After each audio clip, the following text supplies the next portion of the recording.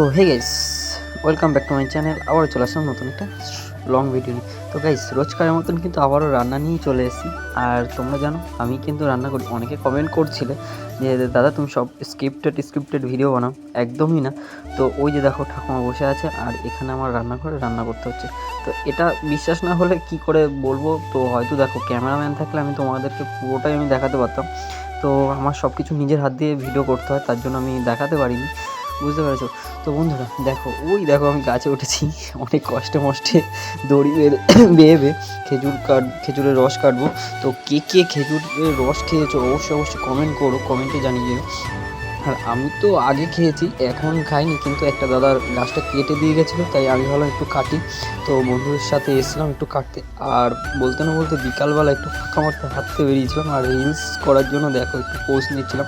আর দেখো সর্ষে বাগান কত সুন্দর লাগছে না, দেখো।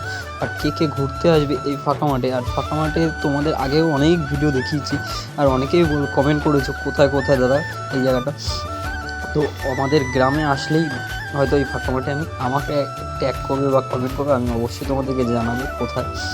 তো দেখো কত সুন্দর গজর গজর ক্যা ক্যা। আরে ওখানে জল আছে, কত চাষ রাতে হে মৌসম এ নদিয়া। এটা মটর গাছ না, বড় মটর গাছ, পেঁয়াজ কালি, পাতাগুলো খোলা, বাঁধাকপি বটে।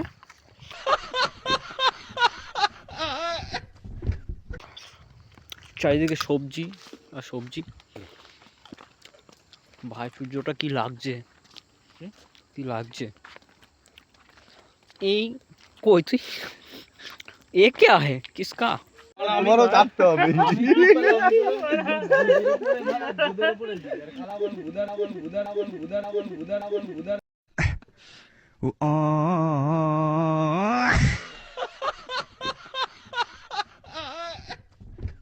আমি বুঝে পাই না, তো যারা চাষ করে তো তো আমার যে ফ্যামিলি মেম্বার তাদের কাছে প্রশ্ন, দেখো যারা চাষ করে তারা কি এইসব নেট লাগানো উচিত? এটা কোনো বেআইনি তো না?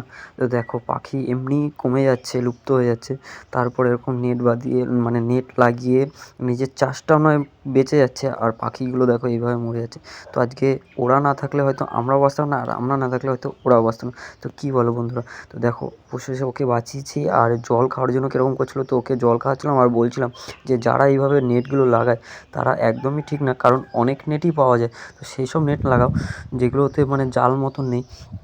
তো তারা দেখো এইসব নেট লাগিয়ে পাখিগুলোকে এইভাবে মারার মানে মরে যায়। তো ওরা যায় ফল খেতে, ওরা তো আর জানে না ওখানে নেট লাগানো আছে।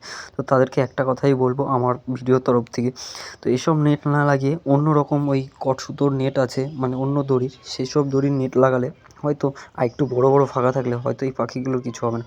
আর পাখি বা কতটাই ফল খেয়ে নষ্ট করতে পারে না বলো? আজকে মানুষের মানে কোথায় চলে গেছে। আর পাখি বলো তোমরা, আগে আগে আগে কীরকম পাখি দেখতে, আর এখন তোমরা কীরকম পাখি দেখো বলো? তো তাই না? তো এটাই আমার ভিডিওর তরফ থেকে বলার জন্যই আমি এই ভিডিওটা করেছি, না হলে আমি এই ভিডিওটা একদমই করতাম না, সত্যি কথাই।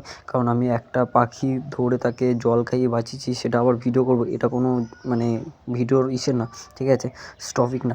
তো আমি একটা কারণের জন্যই ভিডিও করলাম। তো যারা চাষ করো বা যারা করো, তো তাদেরকে একটা কথাই বলবো, এসব নেট না লাগিয়ে অন্য নেট লাগাও, তাই না? তো আগে দেখো যেমনই হোক, আগে অনেক পাখি ছিল, তোমরাই দেখতে পারবে চারিদিকে, কিন্তু এখন অনেক পাখি কিন্তু কমে গেছে। আর এটা কী পাখি অবশ্যই যারা কমেন্ট মানে জানো, কমেন্ট করে জানিয়ে দিও। আর আমি জানি না। আর দেখো সন্ধ্যাবেলা আমার ঘরে দেখো কে এসে, আমি কিন্তু এটা পুষি না, জানি না কোথার থেকে এসে, ও দেখো কোথায় যে উঠবে, যদি শুধু আমার ঘরের দিকে আসে ঠান্ডার মধ্যে। আর গলায় কে যেন কি একটা বাঁধি দিচ্ছে, কত সুন্দর না বলো? আমি দেখি বসে আছি আর ও দেখি ঘরে চলে এসে, আর এই দেখো কোথায় উঠে বসেছে। ওর এখানে এসেই ও চুপচাপ আসলো, ঘুমিয়ে পড়লো। আর ভিডিও ভালো লাগে লাইক কমেন্ট শেয়ার করো।